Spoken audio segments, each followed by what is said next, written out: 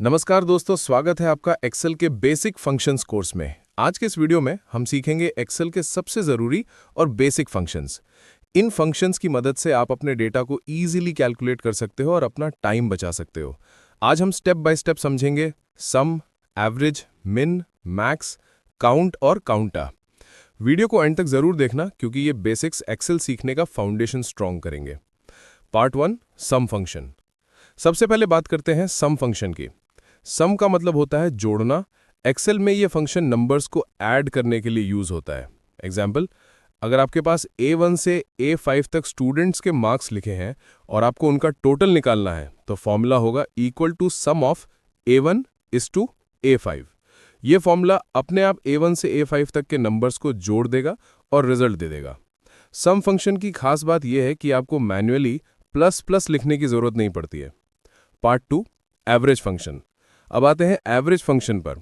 यह फंक्शन किसी भी ग्रुप ऑफ नंबर्स का एवरेज निकालता है। एग्जाम्पल, अगर A1 से A5 तक मार्क्स लिखे हैं और आपको उनका एवरेज चाहिए तो फॉर्मूला होगा average of A1 is to A5।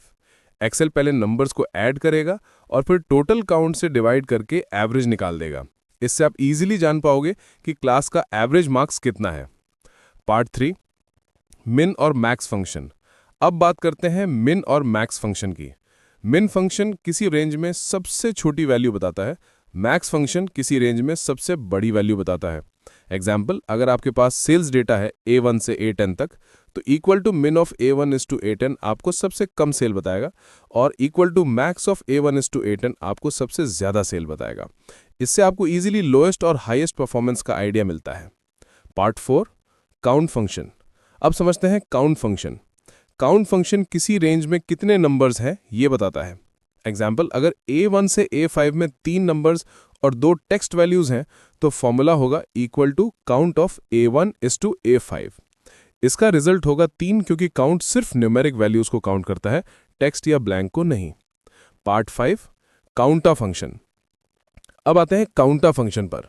यह फंक्शन बताता है कि किसी रेंज में कितने सेल्स खाली नहीं हैं।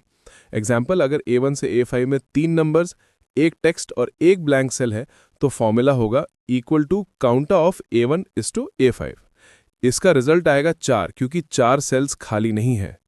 काउंट और काउंटा में फर्क यह है कि काउंट सिर्फ नंबर्स को काउंट करता है लेकिन काउंटा नंबर्स और टेक्स्ट दोनों को काउंट करता है।